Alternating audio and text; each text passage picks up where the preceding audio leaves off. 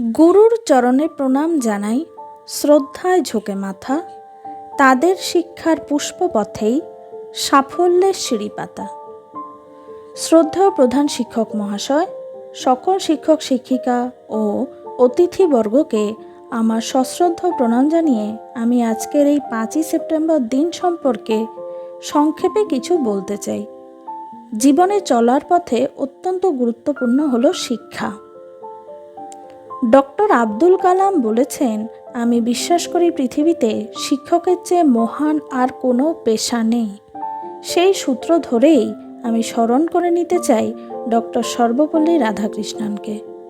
প্রতি বছর তার জন্মদিনকেই আমরা শিক্ষক দিবস হিসেবে পালন করে থাকি।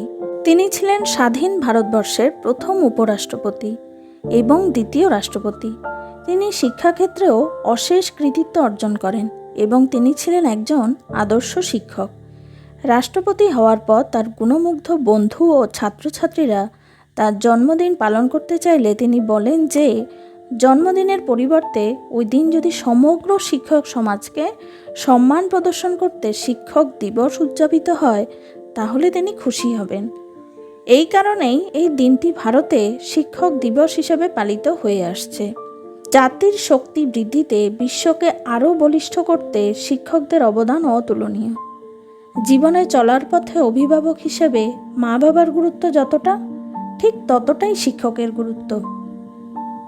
শিক্ষকরা হলেন একটি জ্বলন্ত মোমবাতির মতো, যারা নিজেরা প্রজ্বলিত হয়ে ছাত্রছাত্রীদের আলো প্রদান করেন। Happy teachers day.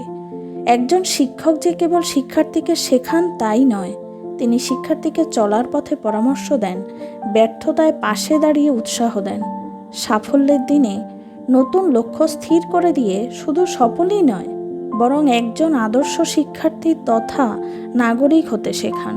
তাই আজকের এই বিশেষ দিনে আমার জীবনের প্রতিটি শিক্ষককে ধন্যবাদ ও সশ্রদ্ধ প্রণাম জানিয়ে আমি আমার বক্তব্য শেষ করব।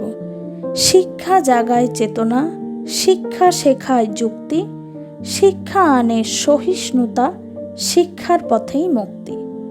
নমস্কার।